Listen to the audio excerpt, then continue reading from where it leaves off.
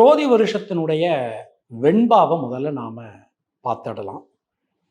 கோரா குரோதிதனில் கொள்ளை மிகும் கள்ளரினால் பாரில் சனங்கள் பயமடைவார் கார்மிக்க அற்ப மழை பெய்யுமே மக்கங்குறையுமே சொற்ப விளை உண்டெனவே சொல். இது இடைக்காடருடைய வாக்கு.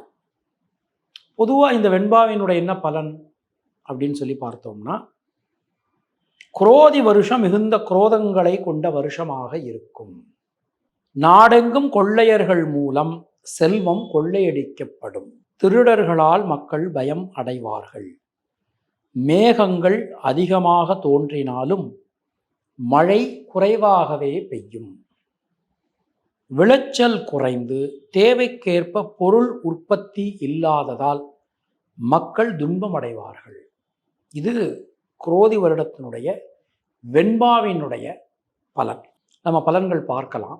இந்த வருடத்தினுடைய ராஜா செவ்வாய், மந்திரி சனி, அர்க்காதிபதி சனி, சஸ்யாதிபதி செவ்வாய், சேனாதிபதி சனி, ரசாதிபதி குரு, தானியாதிபதி சந்திரன், மேகாதிபதி சனி, நீரசாதிபதி செவ்வாய். இந்த வருடத்தினுடைய சங்கராந்தி தேவதை மகோதரி அப்படின்னு ஒரு தேவதை. ஸ்திரீ புருஷ ரூபம் சேர்ந்த மாதிரியான ஒரு அம்சம். ஸ்திரீ புருஷ சேர்ந்த மாதிரியான ஒரு அம்சம். ஸோ இந்த வருஷத்தினுடைய பசுநாயகன் கோபாலன். இப்போ விஷயங்களுக்கு வரும். இந்த வருடம் பிறக்கும்போது மேக்சிமம் நம்ம அந்த பலன்கள் பார்த்தீங்கனாலே தெரியும். நம்ம சொன்ன அந்த வருஷ நவநாயகர்கள் பலன்களில் பார்த்தீங்கனாலே தெரியும். குரு சந்திரனை தவிர மீது எல்லாமே செவ்வாயும் சனியுமா தான் இருக்கு. ராஜா செவ்வாய், மந்திரி சனி. செவ்வாய் சனி பகை. எப்போதுமே ராஜாவுக்கும் மந்திரிக்கும் இடையில சில கருத்து முரண்பாடுகள் இருந்துட்டே தான் இருக்கும். இதுதான பலன். அப்போ இந்த வருஷம் நம்ம எடுத்துட்டோம்னா, இந்த வருஷத்தில் ராஜாஸ்தானத்தில் யாரெல்லாம் இருக்காளோ அவளுக்கும் அவள் கீழே இருக்கக்கூடிய மந்திரிமார்களுக்கும் இடையில் இந்த கருத்து முரண்பாடுகள், கலகங்கள் இதெல்லாம் அதிகமாகும். ஆனால் நமக்கு என்ன ஒரு பெரிய ஒரு பெனிஃபிட் இருக்குது இந்த வருஷத்தில். என்ன பெரிய பெனிஃபிட் அப்படின்னா, விருச்சிக லக்னத்தில் இந்த வருஷம் பிறக்கிறது. ஒரு 19 நாளில், அதாவது பங்குனி 31 நமக்கு வருஷம் முத நாளே பிறந்துருது. சித்திரை 1 புத்தாண்டு. ஆனால் பங்குனி 31லேயே நமக்கு வருஷம் பிறந்துருது. ஸோ சித்திரை 18 அன்னைக்கு குரு பகவான் ரிஷபராசிக்கு வந்து 7ஆம் பறவையாக விருச்சிகத்தை பார்க்க போகிறார். ஸோ லக்னத்தை, விருச்சிக லக்னத்தை பார்க்க போகிறார். அதனால் அது ஒரு பெரிய பெனிஃபிட். இந்த வெண்பாக்கள் பொறுத்தவரை நமக்கு நிறைய நேரங்களில் வெண்பாக்களில் இருக்கக்கூடிய பலன்களே நடக்கணும் அப்படிங்கிற அவசியம் இல்லை. இப்போ மிகுந்த குரோதங்களை கொண்ட வருஷமாக இருக்கும் அப்படின்னு இடைக்காடர் சொல்கிறார்.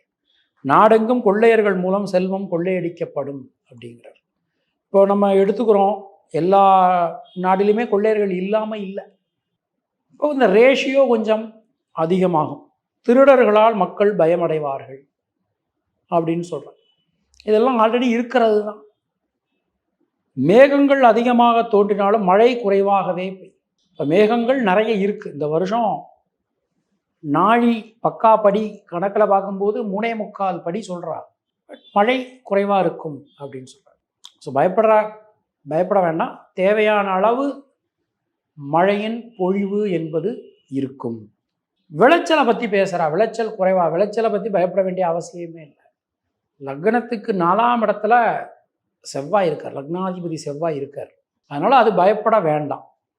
ஸோ விவசாயம் கண்டிப்பான முறையில் செழிக்கும். பட் இந்த நம்ம சோபகிருது வருஷத்தில் பேரே சோபகிருதுன்னு வச்சுட்டு சில பிரச்சனை நம்ம சந்தித்தோம் இல்லையா? எல்லாருமே சந்தித்தோம். அந்த அளவுக்கான பயங்கள் இந்த வருஷம் இருக்காது.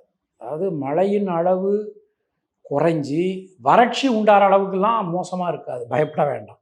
நார்மலாக இருக்கக்கூடிய அளவுக்கு இருக்கும். இப்போது பொதுவாக இந்த வருஷம், இந்த குரோதி வருஷம் அப்படிங்கிறது இந்திய அளவில் எப்படி இருக்கும்? ஏன்னா இப்போ நமக்கு அடுத்தடுத்த நாட்களில் நமக்கு தேர்தல்கள் வருது.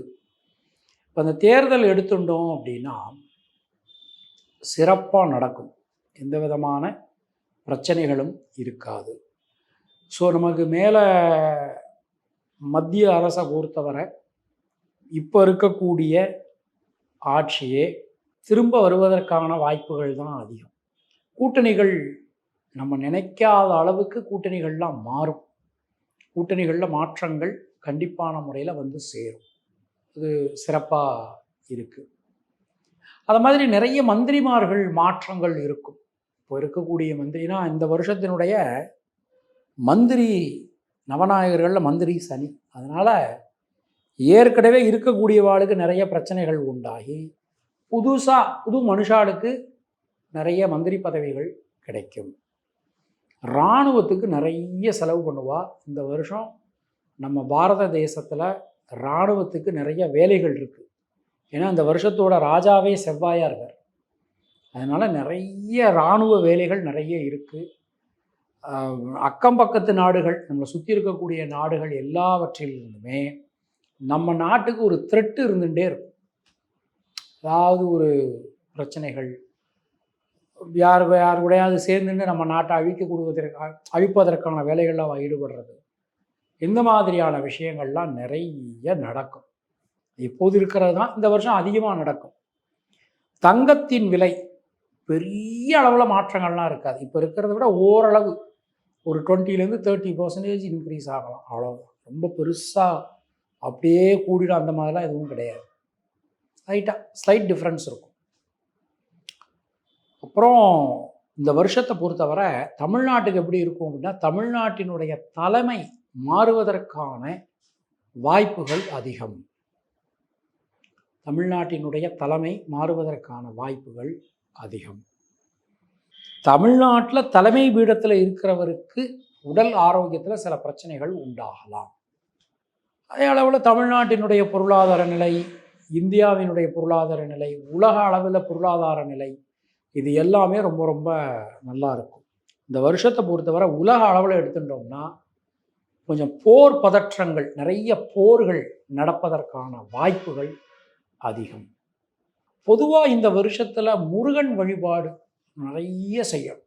முருகன் வழிபாடு நிறைய செய்யணும். அது மாதிரி முருகன் கோவில் கும்பாபிஷேகங்கள் நிறைய நடக்கும். முருகன் ஆலயங்களுக்கு போயிட்டு வர்றது ரொம்ப ரொம்ப நல்லது. இந்த வருஷத்தில் சிவப்பு மற்றும் பச்சை நிறங்கள் எல்லாருக்குமே பலனளிக்கக்கூடிய வகையில் இருக்கும். பொதுவாக இந்த வருஷத்தில் கன்னி, விருச்சிகம், மகரம் இந்த ராசியில் பிறந்தவாளுக்கு இந்த வருஷம் ஒரு பெரிய யோக பலன்கள் கிடைக்கக்கூடிய ஒரு அமைப்பு இந்த வருஷத்தில் அமைஞ்சிருக்கு. ரொம்ப சிறப்பாகவே இருக்குது. பெரிய அளவில் பாதிப்புகள் எதுவும் இருக்காது.